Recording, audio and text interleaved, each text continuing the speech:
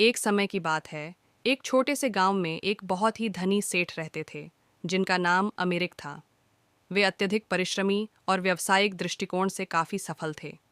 व्यापार फैल चुका था और वे गांव-गांव में मशहूर थे। लोग उन्हें न केवल उनके धन के कारण, बल्कि उनके अच्छे व्यवहार और धार्मिकता के लिए भी आदर देते थे। अमीर सेठ ने अपने जीवन में कई मुश्किलें देखी थीं, लेकिन उन्होंने कभी हार नहीं मानी। उन्होंने खुद को शिक्षा और व्यवसाय के प्रति समर्पित किया। उनके पास कई व्यापारिक योजनाएं थीं, जिन्हें वे समय समय पर लागू करते रहते थे। एक समय आया जब उनकी समृद्धि चरम सीमा पर पहुंच गई।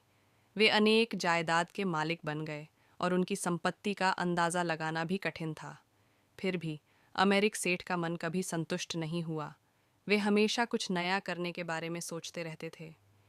एक दिन उन्हें विचार आया कि क्यों न वह अपने धन का एक हिस्सा समाज की भलाई में लगाए। इस सोच के साथ उन्होंने एक बड़ा स्कूल, एक अस्पताल और एक अनाथालय बनवाया।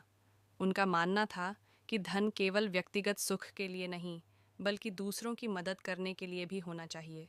लेकिन एक दिन जब वे व्यापार में और भी विस्तार करने का सोच रहे थे, उन्होंने महसूस किया कि उनके जीवन में एक खालीपन है।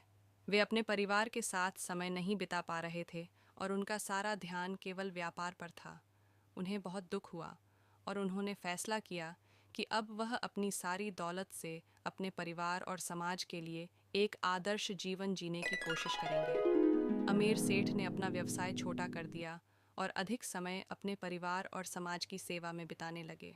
उनका मानना था कि सच्ची समृद्धि केवल धन में नहीं, बल्कि प्रेम, परिवार और समाज में है। उन्होंने यह सिद्ध कर दिया कि सच्ची सफलता वही है जो दूसरों के भले के लिए होती है।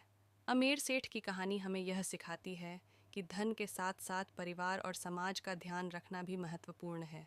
तो दोस्तों, आपको ये कहानी कैसी लगी?